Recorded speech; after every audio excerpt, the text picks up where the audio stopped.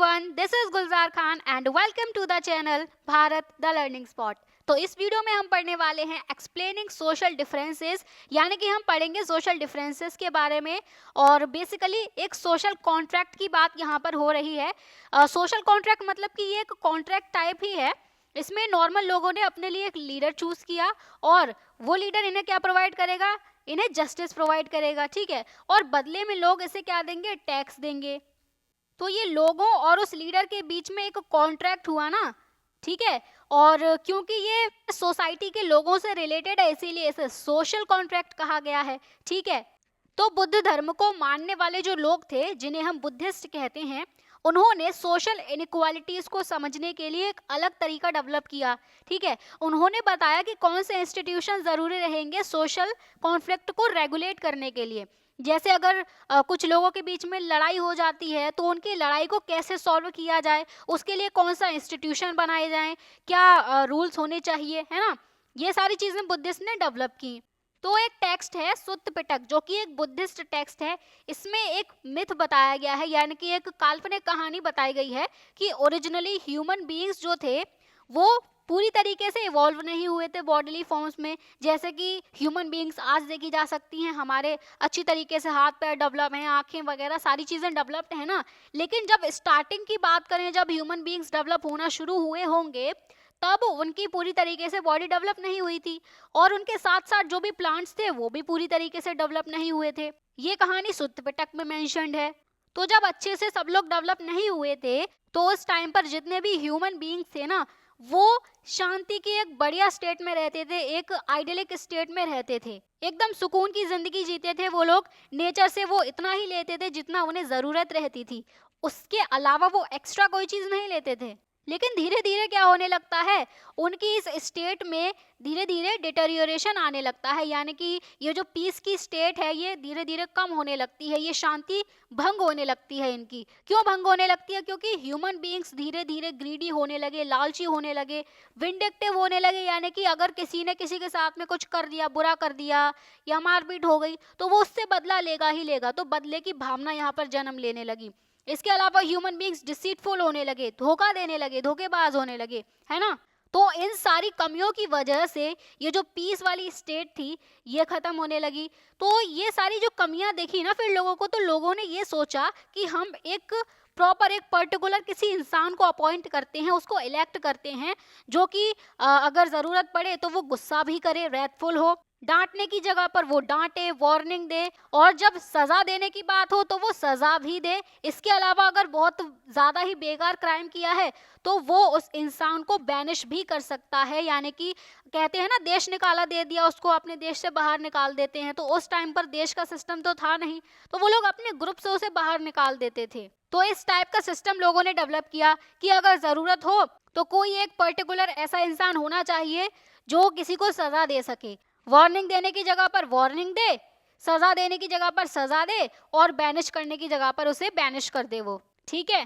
तो जब वो एक पर्सन को रखेंगे ये सारी जस्टिस प्रोवाइड करने के लिए, तो उसके बदले में वो भी तो कुछ लेगा ना। तो लोगों ने ये सोचा कि हम उस पर्सन को राइस का थोड़ा सा पार्ट दे देंगे, चावल दे देंगे उसे, और सभी लोग मिलकर उसे चूज करेंगे। और उसे क्या बोला जाएगा? उसे बोला जाएगा महासम्मत, यानी कि द ग्रेट इलेक्ट, क्योंकि उसे इलेक्ट किया गया, उसे चुना गया है।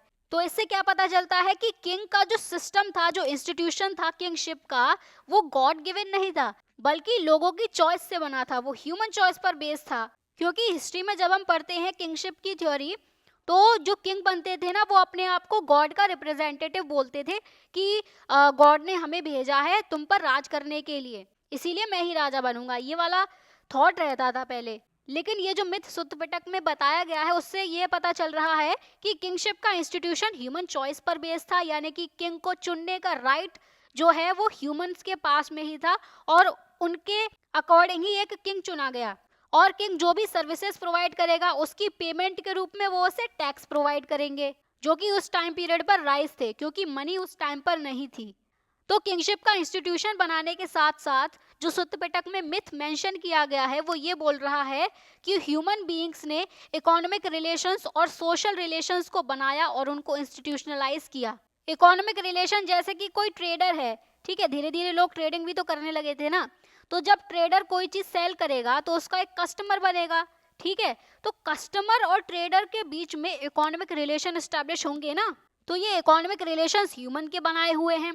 इसके अलावा जो सोशल रिलेशंस हैं, जैसे कि मैरिज हम ले सकते हैं, तो मैरिज एक इंस्टीट्यूशन ही तो है। तो सोशल रिलेशन को इंस्टीट्यूशनलाइज भी ह्यूमन बीइंग्स ने ही किया है, ठीक है। तो जब ह्यूमन बीइंग्स ही सब चीजें बना रहे हैं, किंगशिप का इंस्टीट्यूशन बना रहे हैं, इकोनॉमिक रिलेशन, सोशल रिलेशन, ये सारी चीजें जब ह्यूमन बीइंग्स खुद बना रहे हैं, इस सिस्टम को क्रिएट करने के लिए ह्यूमन बीइंग्स रिस्पॉन्सिबल हैं, तो क्या वो उसे फ्यूचर में चेंज नहीं कर सकते?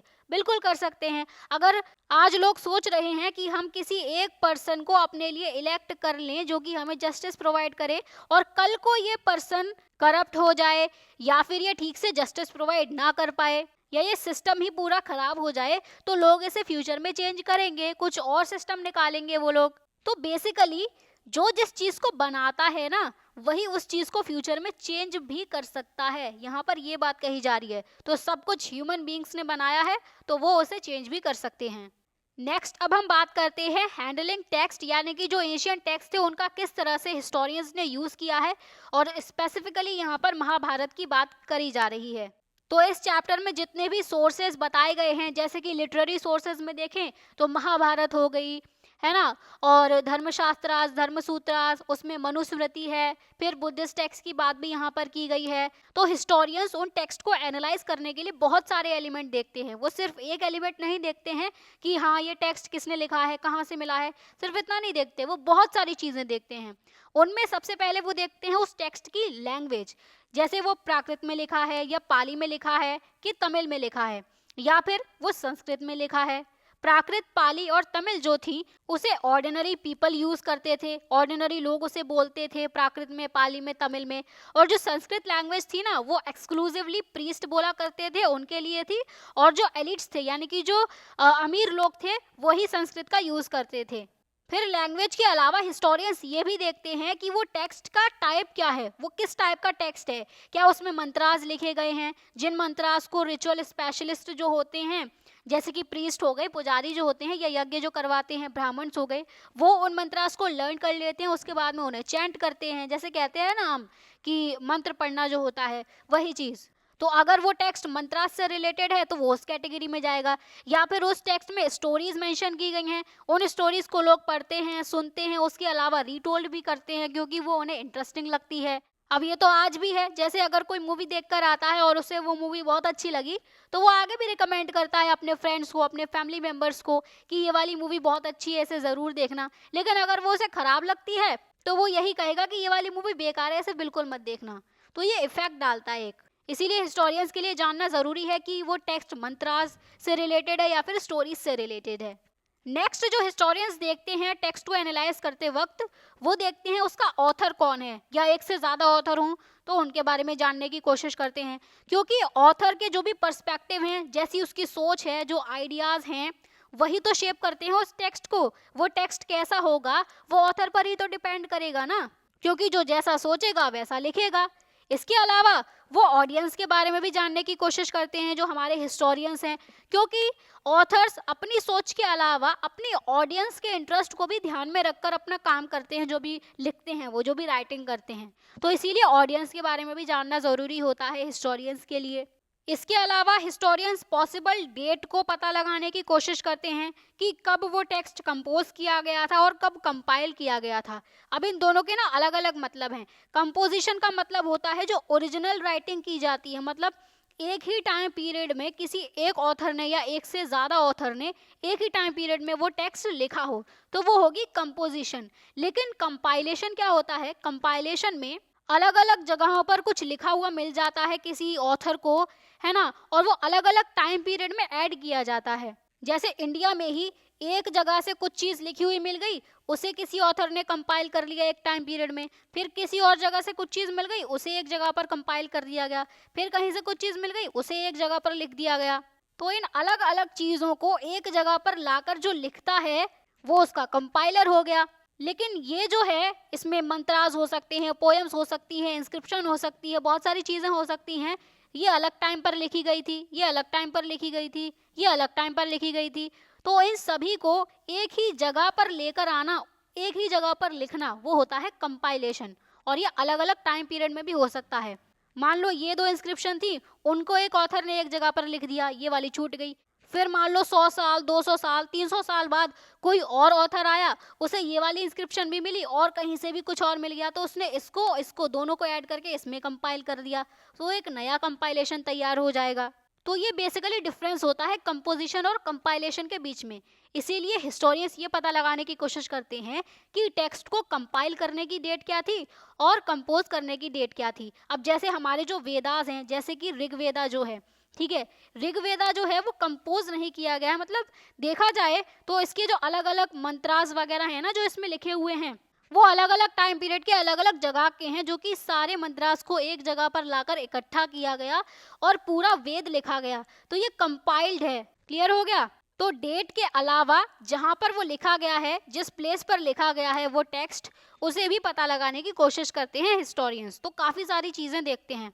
तो इतनी सारी असेसमेंट करने के बाद में लैंग्वेज, डेट, किसने लिखा, कहाँ पर लिखा, किसके लिए लिखा, ये सारी चीज़ें जानने के बाद में हिस्टोरियंस एक कंक्लूजन पर पहुँचते हैं, एक अंडरस्टैंडिंग पर पहुँचते हैं उस टेक्स्ट के कंटेंट की, कि उस टेक्स्ट का हिस्टोरिकल सिग्निफिकेंस क्या रहा है।